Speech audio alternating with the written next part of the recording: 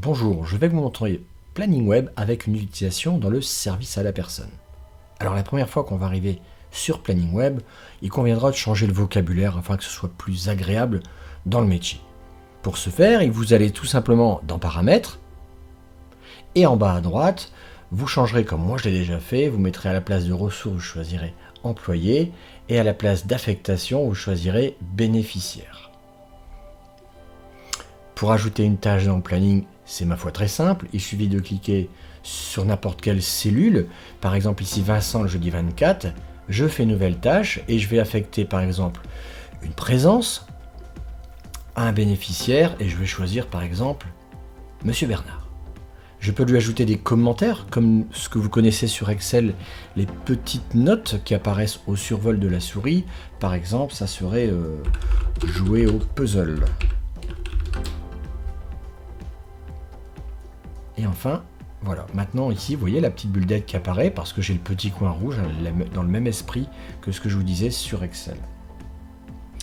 Alors en fait, voilà, comme on voit cette vue-là, les tâches sont empilées.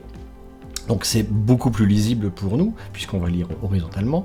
Alors, l'interface du planning. D'abord, ici, ce menu à gauche, on peut le refermer. Et du coup, on pourra un peu mieux voir le planning, mais je peux cliquer en haut sur tout un mois complet, revenir sur ma semaine, zoomer sur une journée en particulier, comme ici, ça me permet de voir vraiment les créneaux horaires. Je peux revenir ensuite sur une période complète, mais aussi je peux cliquer par exemple sur John et je vais voir ici ce qu'on appellerait une vue agenda et ça n'empêche pas que je pourrais déplacer par exemple une tâche à la souris et ou l'augmenter, pourquoi pas, directement comme ça sans devoir en fait ouvrir cette tâche là. Très pratique. Si je reviens sur la vue globale, je peux demander à voir une vue en fait de manière linéaire, de manière chronologique.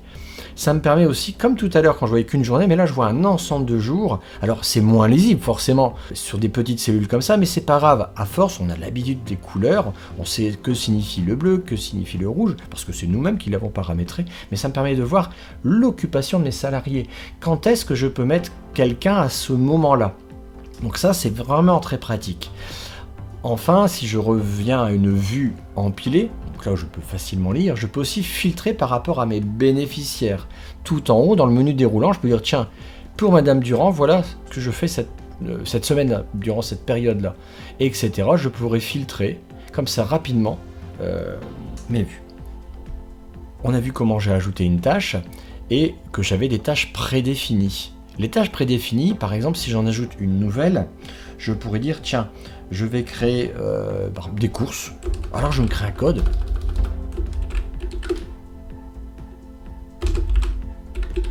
Quelque chose qui est très pratique, c'est les emojis. Donc là, en fait, pourquoi? Parce qu'en un caractère, vous comprenez la tâche. Donc par exemple ici, je vais simplement mettre un caddie. Et puis la couleur, par exemple, on pourrait mettre jaune clair, peu importe. Vous remarquerez qu'il y a des tâches qui sont travaillées, d'autres qui ne le sont pas. Moi, j'ai créé des tâches de repos, des tâches de congé, ça pourrait être aussi des tâches maladie. Eh bien, je ne veux pas qu'en calcul d'heures, je les cumule finalement. Et une tâche, bon, ça je ne le ferai pas, ça dépend des métiers, mais on peut directement la lier à un bénéficiaire. Par défaut, voilà, si je choisis cours, ça sera automatiquement une personne. Moi non, puisque ça peut être n'importe qui. Et enfin, les bulles d'aide qu'on a vu tout à l'heure, je peux anticiper en le mettant ici. Donc maintenant, j'ai course, et bien pour l'affecter, c'est facile, on va cliquer sur Sophia et puis on la retrouve. Voilà, on retrouve course dans notre menu déroulant. Alors on voit que j'ai mis une tâche à la main, mais en fait ce qui va être très pratique, ça va être de la périodicité. Donc ça c'est tout aussi simple. Par exemple, je vais dire à Georges qui va faire un soin. Voilà. Par exemple, de 9h, je vais mettre 9h45. Et je vais l'affecter à Madame Dubois. Et je vais cliquer sur le bouton répéter. Et je vais lui dire, ça serait par exemple du 21 par exemple à samedi, au 26. Et je vais lui dire, ça sera par exemple le lundi, le mercredi et le vendredi. Et voilà. Enfin, ce qui va être bien, c'est les vues individuelles. Alors, en fait, je vais pouvoir éditer les PDF de mes salariés. Donc là, si j'en prends un, je vais prendre John. Je vais lui dire, tiens, je voudrais voir le total d'heures. Et pour la période de mon choix, je vais lui dire, fais-moi voir ce PDF. Et donc, en fait, je peux directement voir les heures qu'il a fait pour cette période-là, les heures non travaillées, son repos, et directement le travail qu'il a à faire chez les personnes avec leur adresse que j'ai mis à droite. On peut faire aussi, du coup, plus global. En fait, je peux faire une édition groupée et je peux dire pour tous mes salariés, crée-moi le PDF. Alors, soit en un seul, si je veux les imprimer en un seul clic, donc un gros PDF, ou alors, si je ne les fusionne pas, j'aurai autant de PDF que de personnes qui ont travaillé pour cette période-là, et puis je pourrais par exemple soit leur envoyer par email ou leur donner. Enfin, alors si je fais ça, bien sûr, je vais vous montrer, je vais avoir un PDF qui est fusionné, où je vais avoir autant de pages, voilà, autant de pages que de personnes qui auront travaillé pour cette période-là. Je peux aussi demander à voir les vues, par exemple, mensuelles des personnes pour leur donner, pourquoi pas. Donc voilà, c'est une autre façon de représenter le planning. Le calcul d'heures, très important.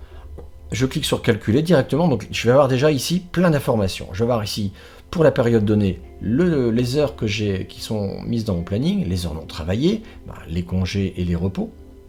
Et plus bas, je vais avoir un détail très intéressant. Par salarié, les heures qu'ils ont travaillées, les heures qu'ils n'ont pas travaillées, ce qu'on vient de voir juste avant, les repos et ou les congés, une différence d'heures, mais aussi les heures par rapport à mes bénéficiaires. Ici, j'ai travaillé 9h50 chez Madame Martin, 16h chez Madame Durand, etc. Enfin, plus bas, j'ai un tableau avec les activités. Mes salariés par rapport aux activités que j'ai données, mais encore mieux, les répartitions par bénéficiaire, c'est-à-dire que je peux retrouver mon salarié et chez qui il a travaillé. Tous ces tableaux-là, on peut les retrouver sur Excel ou en PDF. En PDF, vous aurez ni plus ni moins que ce qu'on vient de voir à l'écran, mais en version qu'on peut imprimer directement. Et en PDF, en Excel, vous aurez bien évidemment le même. Je vais le redimensionner. Et en fait, vous aurez un tableau par onglet avec toutes les données qui peuvent vous intéresser. Alors voilà un petit aperçu de planning web dans un métier comme le service à la personne. J'espère que ça vous a plu, il y a plein de choses à découvrir. Et n'hésitez pas à mettre un petit pouce et ou une question dans les commentaires si vous avez apprécié cette vidéo. Au revoir.